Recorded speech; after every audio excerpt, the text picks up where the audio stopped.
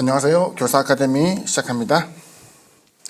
오늘은 12번째 시간, 예수님의 권세, 혈루증 여인을 치유하시고 야이로의 딸을 살리시다. 함께 보도록 합니다. 첫 번째 주제입니다. 질병을 치유하신 예수님의 능력을 신뢰하십시오. 본문입니다.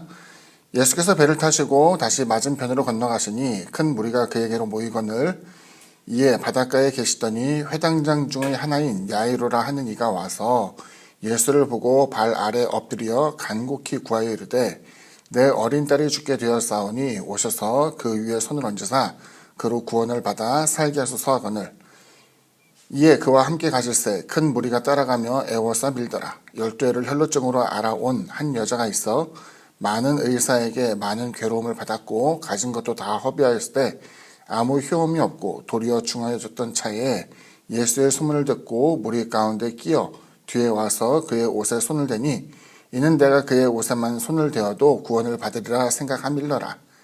이에 그의 혈루 근원이 곧 마름에 병이 나은 줄을 몸에 깨달으니라. 두 번째 주제죠. 수치심을 없애주신 예수님의 능력을 신뢰하십시오.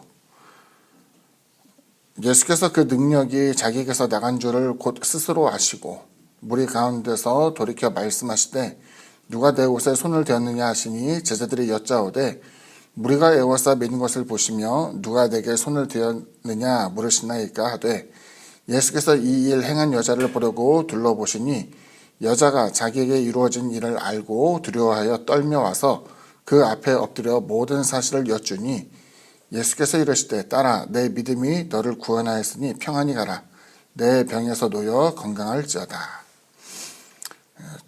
세 번째 주제입니다. 죽음의 저주를 물리치시는 예수님의 능력을 신뢰하십시오. 아직 예수께서 말씀하실 때에 회당장의 집에서 사람들이 와서 회당장에게 이르되 당신의 딸이 죽었나이다. 어찌하여 선생을 더 괴롭게 하나이까? 예수께서 그 하는 말을 곁에서 들으시고 회당장에게 이르시되 두려워하지 말고 믿기만 하라 하시고 베드로와 야고보의 형제 요한 외에 아무도 따라옴을 허락하지 아니하시고 회당장의 집에 함께 가사 떠드는 것과 사람들이 울며 심히 통곡함을 보시고 들어가서 그들에게 이르시되 너희가 어찌하여 떠들며 우느냐 이 아이가 죽은 것이 아니라 잔다 하시니 그들이 비웃더라. 예수께서 그들을 다 내보내신 후에 아이의 부모와 또 자기와 함께한 자들을 데리시고 아이 있는 곳에 들어가사 그 아이의 손을 잡고 이르시되 달리다굼 하시니 번역하면 곧 내가 내게 말하노니 소녀야 일어나라 하심이라.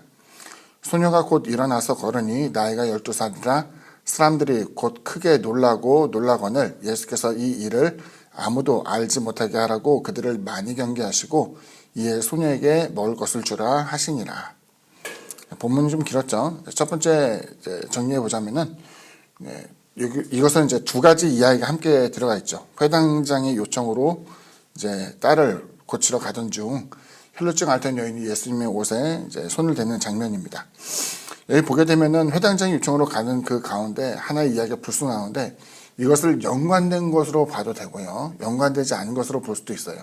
두 개의 사건을 병렬로 보기도 하지만은 아마도 대부분의 이제 성경 학자들은 이것을 어떻게 보냐면은 회당장 야이로가 가는 도중 딸이 죽었다는 이야기를 들었을 때에 예수님의 옷자락만 만져도 고침을 받은 여인의 이야기를 듣고 이제 그것에 큰 용기를 내어서 믿고 따르는 장면이 아마 이 본문의 중심일 것이다 라고 이제 보게 됩니다.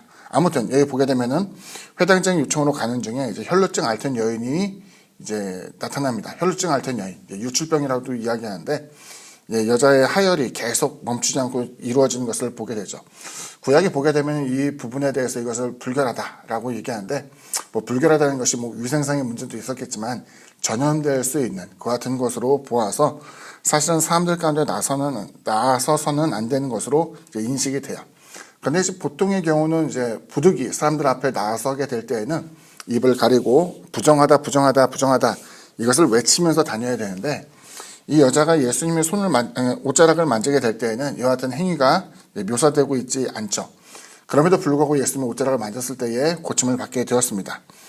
두 번째 정리해보자면 주님께서는 자신에게서 능력이 나간 줄을 아셨고 여기 보게 되면 많은 사람들이 주님과 함께 했다고 하는데 아마도 뒤에서 밀치거니 또 이렇게 사람들을 가는데 비집고 들어온 사람도 있었기 때문에 주님의 옷자락을 만졌던 사람은 사실은 부지기수였을 거예요. 그런데 주님께서는 자신에게서 능력이 나간 것, 다시 말하면 여자가 고침을 받은 것을 아시고 이것이 어떤 사람인가 보기 위해서 두리번 한 그 차에 주님께서 이제 그 여자를 지목해서 이제 찾아내게 되는 거죠.